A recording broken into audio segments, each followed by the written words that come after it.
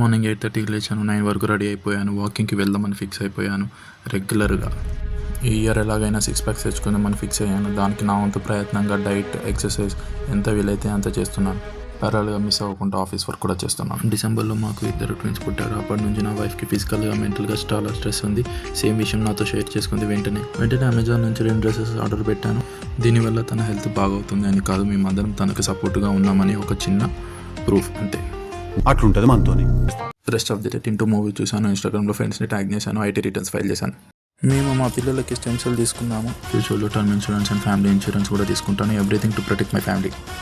రోజు పిల్లలతో కాసేపు టైం స్పెండ్ చేస్తాను. పిల్లలతో టైం స్పెండ్ చేసినప్పుడల్లా నాకు 2 విషయాలు గుర్తు వస్తాయి. నువ్వు ఎలాంటి ఫ్యామిలీ నుంచి వచ్చావు అనేది ఇంపార్టెంట్ కాదు, ఎలాంటి ఫ్యామిలీని క్రియేట్ చేస్తావు అనేది ఇంపార్టెంట్. పిల్లల మీద ఎలాంటి ఎక్స్పెక్టేషన్స్ పెట్టుకోకండి, ఎందుకంటే మీ డెసిషన్ వల్ల వాళ్ళు వచ్చారు, వాళ్ళ డెసిషన్ వల్ల మీరు రాలేదు. ఎట్ ది ఎండ్ మీరు ఎంత లవ్ చూపిస్తారో అంతే లవ్ రిటర్న్లో మీకు వస్తుంది. నెక్స్ట్ బ్లాగ్లో రైడ్ పెట్టాను. Due to some reasons cancel చేశాను. ఆ తర్వాత కాసేపు డాడీతో మాట్లాడాను. తర్వాత రాయల్ ఎన్ఫీల్డ్లో అప్డేట్స్ చూసి పడుకున్నాను.